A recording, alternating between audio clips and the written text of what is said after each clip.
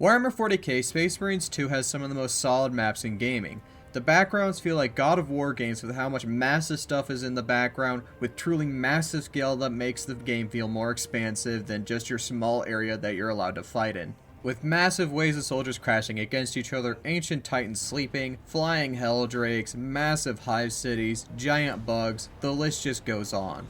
With the unique combat areas being either dynamic, being massive, being expansive, the people behind this are very good at making maps. But not all maps are created equal, some will be better than others, and that's why I'm here today, to rank all the maps in Operations Mode worst to best.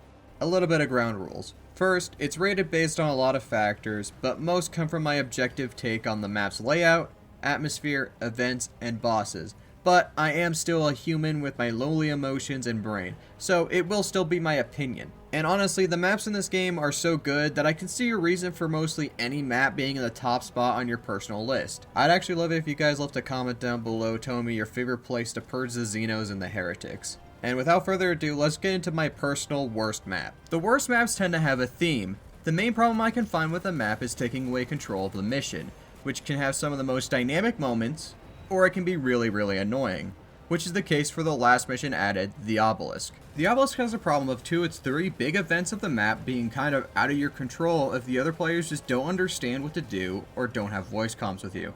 The Lantern section and the Merry-Go-Round of Rocks, while being incredibly cool, are incredibly frustrating with new players, and the combat areas really don't provide much to make up for that. They do have some interesting combat areas, but they end up just being more frustrating at times, at least for me. That's not to say that none of the sections are good. Like, the Lantern section is a very interesting way of doing things. I like taking away your sight and making the enemies just come out of the fucking darkness. That's a cool idea. And if the merry-go-round section was more of like a stand your ground while the other guys try to hold off the flood of things and you had to just stand there doing the thing, that would be pretty cool. But right now, stuff just spawns too infrequently to make it an actual threat. So it ends up coming off as more annoying rather than interesting. The boss is also just rather lackluster. It's just a sorcerer who has a shield, and if you pop the eyes, then his shield goes down, and you can literally kill him with like one frag grenade. So I would say that this is the worst map out of all the maps, but the atmosphere is amazing, and the backgrounds are pleasing to the eye. I think the ending event or ending boss fight is a very important part of a map. A lackluster boss fight or ending event can really sour the taste of a good mission, so that's why Fall of Atreus is in our next spot, the 5th mission. Now this is where a lot of my personal bias comes in here. I don't like just sitting there next to the battery or at the console pressing a button over and over again. Maybe that's just me, but I'm willing to bet most of you can agree this is probably one of the worst sections in the game to play, especially with just random people. Because all it takes is one of those guys, and you're going to be sitting there for the next 10 minutes while he tries to figure out the puzzle, instead of just letting someone who knows how to do it just get it over with. And look, I'm all for letting people learn how to do it, and if a guy wants to actually learn, he can just type in the chat and be like, how does this work, and I would be happy to show him. But some people just want to bang their head against a wall and leave us as collateral, so it gets really frustrating. Luckily for me, it was my first time doing it when this happened to me, so it was only tainted for that one mission, but again, that was my first time experiencing it, so it's tainted for me. But let's wrap around to the pros, which is the Dreadnought sections. They are so fun, and they're cool action pieces, and they have some of the coolest map layouts ever because they can just let you loose with a ton of heretics to fight. This mission isn't overall bad, it's just spectacle over gameplay, which is not a great feeling. With the 3rd mission on our list, I think mixing up enemy types is fun, but not doing enough just leaves me asking what was the point. The next mission is Vox Liberatis. This one has 2 problems for me, a lackluster boss fight and the elevators. I also have a small personal grievance that I think there should be more of a 3-sided fight between the space bugs, the burbs, and the Skittle Marines, but that's just a small gripe with the direction. The courtyard fight is still one of the hardest fights in the game, and by the end, I usually have no ammo, which means I'm just beating heretics to death with my heavy bolter. And I love that difficulty. It's made for some of the craziest moments with me and my friends. I also really like this area where you walk through and tear down the force field. It's fun and I like the combat. I do have a small gripe with the elevator, just it being a very long section that isn't very enjoyable, just be sitting there as a fish in a barrel. It's a cool concept, but I just don't like how long it is personally. I will say though, if it always opened up halfway through with a Hell Brute, it honestly would be one of my favorite missions, because that's a cool way of just being able to fight a boss, just a mini boss halfway through. And the boss at the end is just kind of lackluster again. It's not bad, it's just kind of there. Not bad, not great, just alright. I will say that I like a lot of the character-specific dialogue at the end though. And all around, this is just a really decent mission. I think making an easy map with just one annoying mechanic is a good way to make a pretty good, just mid-tier map. So the next map on the list is mission number 6, Ballistic Engines. Let's get through that annoying part first and then just talk about what I find good about the map.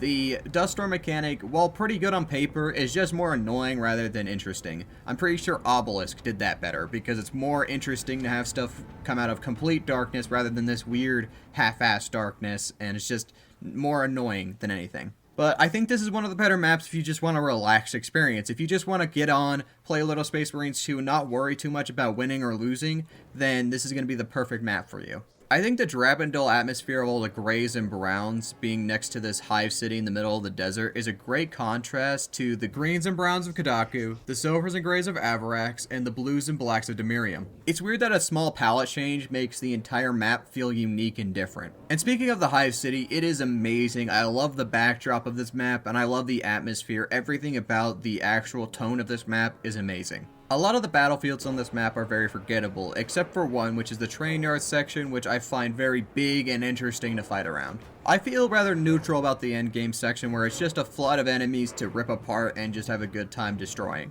But I will say that the trains added in so you can use them as an environmental kill is a great idea, and it's so cool.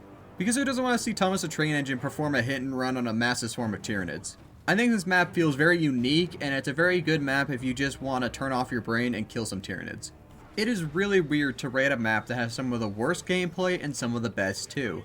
It is entirely too polarizing, so I decided to just put it in high mid-tier just because I like the boss fight. The Reliquary is a good mission. The boss fight is immaculate and has some of the most intricate combat encounters I've ever seen. But that's only talking about the last half of the mission. The first half is something that you guys have all probably blocked from your heads because of how boring and dull it is.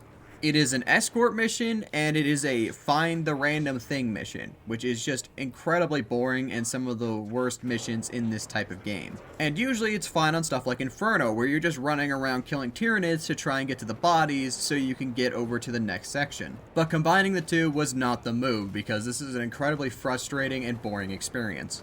But in the last half, it even rivals the campaign missions with how good it is and how dynamic it is.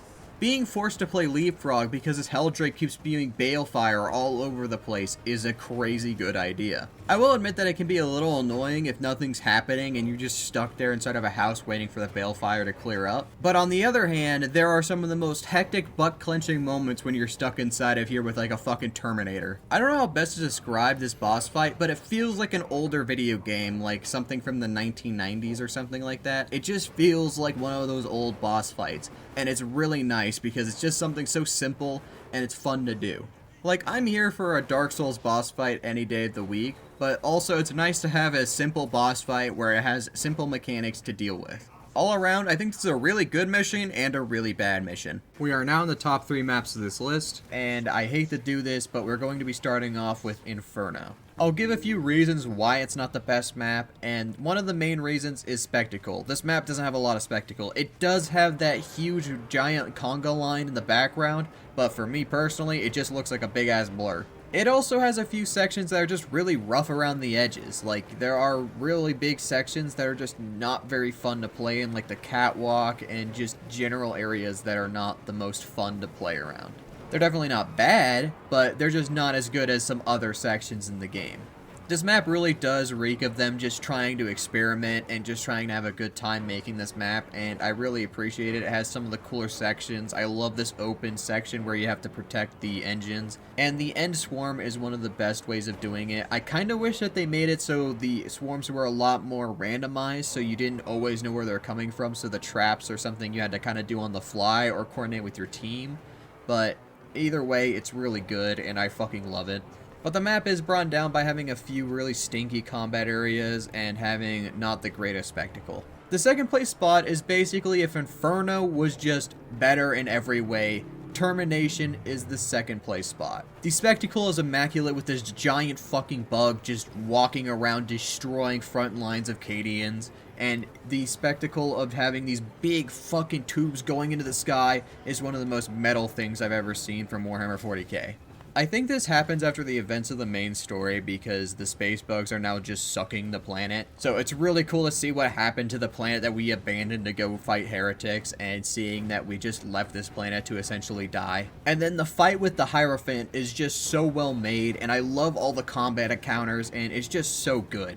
There's nothing wrong with this mission in my opinion. It's just well made, and it's got my favorite thing.